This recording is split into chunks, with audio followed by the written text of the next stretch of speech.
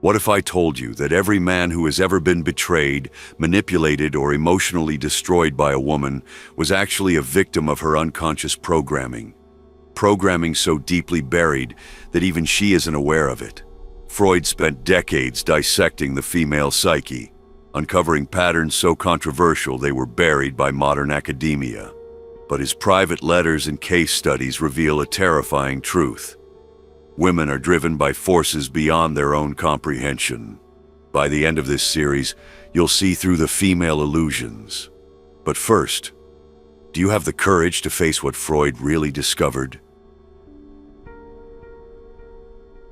Imagine this. You meet a woman, intelligent, self-aware, confident. She tells you exactly what she wants. Loyalty, honesty, a man who respects her. You believe her. You give her everything. Then one day, without warning, she leaves. No explanation. Just a cold, emotionless exit. What happened? Freud would tell you, she didn't choose to leave. Her unconscious did. Freud's most radical idea wasn't about sex or childhood trauma. It was about the illusion of free will. He argued that 90% of human behavior is dictated by the unconscious, a shadowy realm of repressed desires, childhood imprints, and primal instincts. And for women, this is even more extreme. In his 1925 paper, Some Psychical Consequences of the Anatomical Distinction Between the Sexes, Freud observed that women's superego, moral conscience, is weaker than men's. Why? Because their psychological development is rooted in shame, not guilt. A man feels guilt, internal punishment, but a woman feels shame, external judgment. This means her behavior isn't governed by principles, it's governed by social survival. Freud's most famous case study wasn't even his. It was his mentor, Joseph Breuer's. A young woman, Anna O., suffered from hysteria, paralysis, hallucinations, uncontrollable mood swings. Breuer treated her with hypnosis, uncovering repressed memories of her father's illness. But here's what they don't teach you in psychology classes. The moment Anna O. recovered, she turned on Breuer. She falsely claimed he impregnated her, nearly destroying his career. Freud later realized her hysteria wasn't an illness, it was a weapon, a subconscious manipulation to control the men around her. Women don't lie consciously. Their unconscious rewrites reality to fit their emotional needs. Freud's most dangerous discovery was the mother complex, the idea that a man's relationships with women are replays of his relationship with his mother. Think about it. Did your mother punish you with silence when you displeased her? Did she reward you with affection only when you obeyed? Did she make you feel guilty for wanting independence?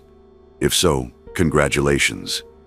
You were trained to accept emotional manipulation as love. In The Dissolution of the Oedipus Complex, Freud wrote that boys must destroy their maternal attachment to become men. Most never do. Instead, they spend their lives seeking a woman who will either replicate their mother's control or punish them for trying to escape it. But here's the real question. What if women aren't even in control of their own betrayal?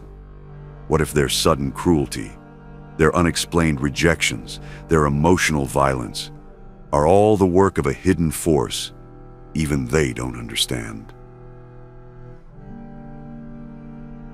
You're sitting across from her at dinner. She's laughing at your jokes, touching your arm, locking eyes with that look, the one that says, "I'm yours." You relax, you trust. Then 3 days later, she ghosts you. No warning, no explanation, just silence. What changed? Nothing. Because her decision wasn't conscious. It wasn't even hers. Freud suspected it. Modern science confirms it. Women are not the rational, self-aware creatures society pretends they are. They are hosts to a deeper, older program, an algorithm written not in logic but in blood, hormones, and survival instinct. And today, we expose it. Every man has heard it. She's just more emotionally intelligent than you. What you call emotional intelligence is simply hypersensitivity to social dynamics. Women don't understand emotions better, they weaponize them faster. Freud called this hysterical cognition, the female mind's ability to rewrite history, distort facts, and even alter memories to fit emotional needs. In 1905, Freud treated Dora, an 18-year-old girl sent to him for depression and nervous coughs. Through analysis, Freud uncovered the truth. Dora's father had been having an affair with a married woman, Frau K. To cover his tracks, he offered Dora to Frau K's husband as a distraction. But here's where it gets dark. Dora didn't rage at her father. She didn't confront Frau K. Instead, her unconscious redirected her fury onto Freud. She abruptly quit therapy, accusing him of misunderstanding her. Years later, she returned, not for help, but to mock Freud's methods. The lesson? A woman's pain never strikes where it should. It ricochets. If she can't punish the real offender, her unconscious will select a substitute, and it's usually the closest man. Modern studies confirm what Freud only guessed. A woman's personality changes with her menstrual cycle. During ovulation, she becomes more flirtatious, more open to risk, more attracted to dominant masculine traits. During menstruation, she becomes irritable, critical, hypersensitive to perceived slights. But here's what no one tells you. She doesn't know this is happening. Ask her why she suddenly lost interest in you, and she'll invent reasons. We're just not compatible. But the truth is, her biology vetoed you. In ancient Sparta, husbands were forbidden from sleeping with their wives during menstruation. Why? Because the Spartans knew a bleeding woman is a hostile woman. They didn't blame her for it. They simply managed it. Freud's most brutal insight: a woman's love is never unconditional. Even the best mother subconsciously resents her son for one reason: he will leave her. This is the primary trauma of the female psyche, the knowledge that all love is temporary. So from childhood, girls are taught one survival strategy: extract maximum resources while maintaining deniability. The wife who suddenly falls out of love after 10 years of marriage, she didn't change. She secured what she needed: children, stability, and now her unconscious is pushing her toward novelty. The girlfriend who tests you with petty arguments, she's not crazy. She's stress testing your ability to lead, fail, and her biology flags you as weak. In Civilization and Its Discontents, Freud wrote that women are the enemies of civilization because their loyalty is not to principles, but to survival. A man builds, a woman consumes. Every man recognizes the pattern. 1. The idealization phase. You're perfect. She mirrors your interests, laughs at your jokes, makes you feel chosen. 2. The testing phase. She picks fights, withdraws affection, gauges your reaction. 3. The discard phase. Coldness, silence. You're too good for me. This isn't random, it's instinct. In hunter-gatherer tribes, women evolved to mate with the strongest warrior, secure resources from the most stable provider, eliminate men who couldn't compete. This is where we expose the primal female script, the one she can't escape, no matter how enlightened she claims to be.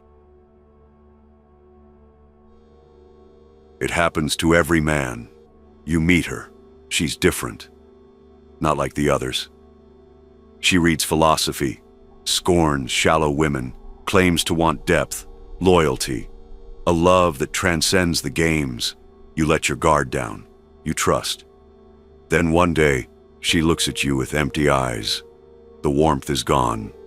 The connection vanished. She speaks in cold, rehearsed lines. It's not you, it's me. But it is you, because you broke the one rule Freud warned about. You assumed she was in control of her own desires. Modern society sells a fantasy that education, feminism, and self-awareness have freed women from their biology. Freud would laugh at this. In Beyond the Pleasure Principle, he exposed the truth. Human behavior is driven by primal instincts, not intellect. A woman can say she wants equality, kindness, a gentle man, but her unconscious craves something else entirely. In 1920, Freud analyzed a brilliant female academic, a woman who hated traditional gender roles. She married a meek, supportive husband, insisting she didn't need dominance. Then she had an affair. Not with a fellow intellectual, with a laborer. A rough, uneducated man who ignored her opinions, canceled plans last minute, and treated her as an afterthought. When Freud confronted her, she broke down. I don't know why I want him. I hate that I want him. The lesson: no amount of conditioning overwrites millions of years of instinct.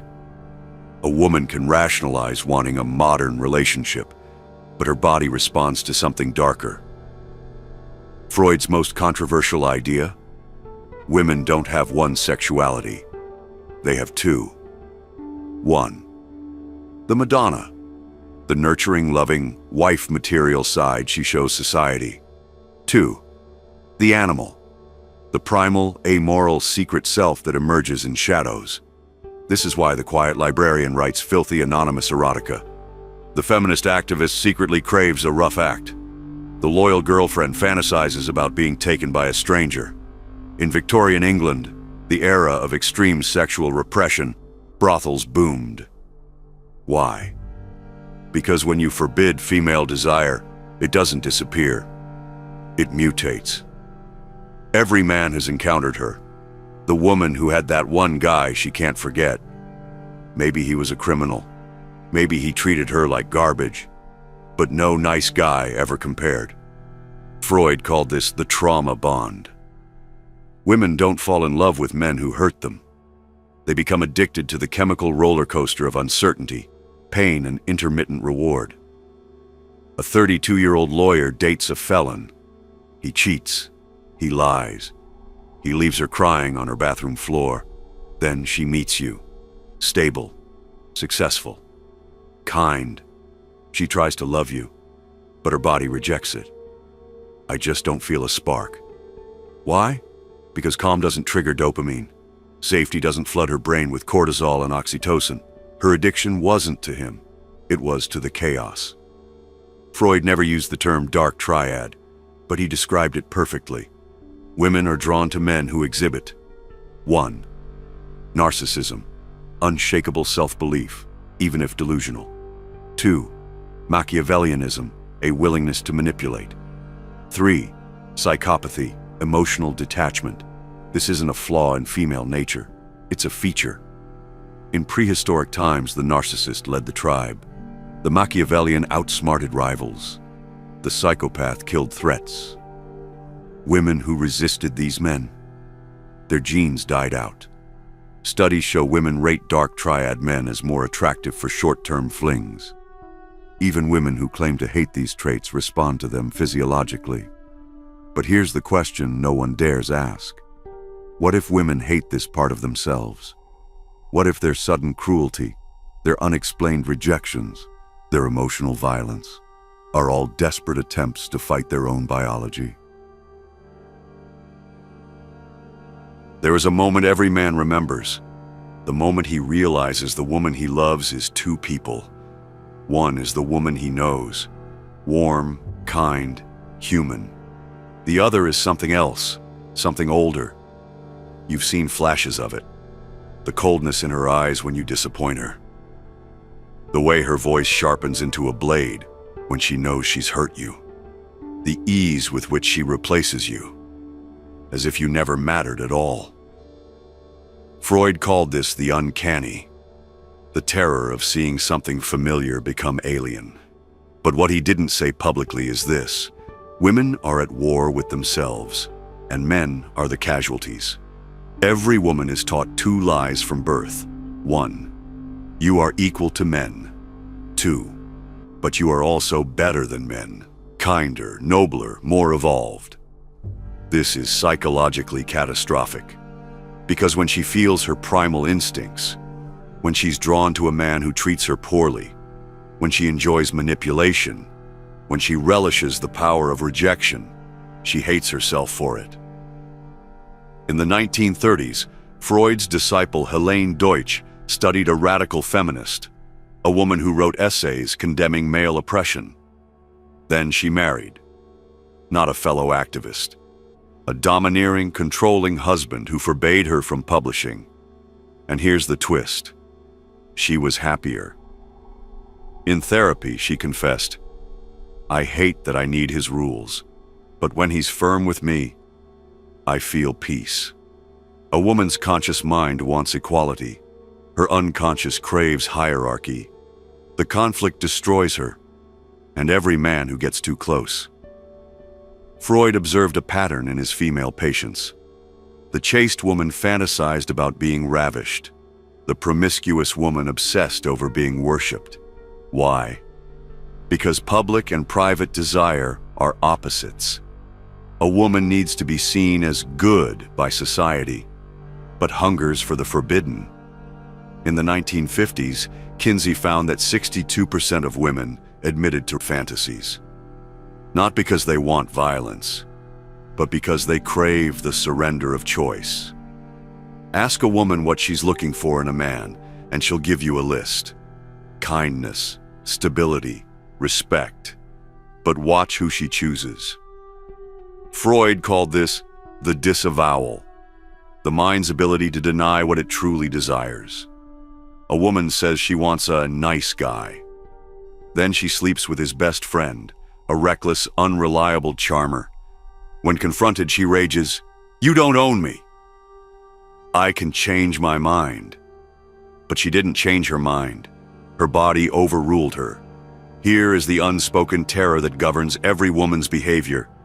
If you see the real me, you will leave. This is why she tests you, pushing you away to see if you stay. She lies, not to deceive you, but to hide from herself. She sabotages good relationships, because stability feels like suffocation. Freud's most heartbreaking insight? Women punish men for loving them too much. Because if you accept her fully, her darkness, her contradictions, her uncontrollable impulses, she cannot blame you for her unhappiness. And that is unbearable. But this raises the final question. Is there any way for a man to win? Or is he doomed to be consumed by a force neither of them control? Now, we reveal the forbidden solution, the one Freud hinted at but never wrote down. You've seen the truth now, the biological traps, the unconscious scripts, the way she looks at you when you're weak, not with pity, but with disgust. You have two choices. 1, stay ignorant, keep playing the game by rules that were designed to break you. 2, learn the forbidden truth, the one Freud whispered to his most trusted disciples. This is not about manipulating women. This is about surviving them. Every man is fed this poison from birth. The right woman will love you for you.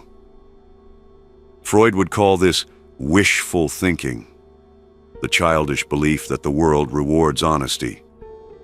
His case files tell a different story.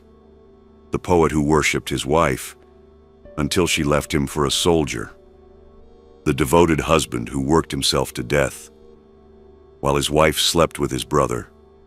The nice guy who waited years for her to see his worth, only to watch her with a stranger that same night. Here's the hard truth. Women don't fall in love with men. They fall in love with feelings, and your feelings don't matter. Modern therapy preaches this gospel. Just talk about your feelings.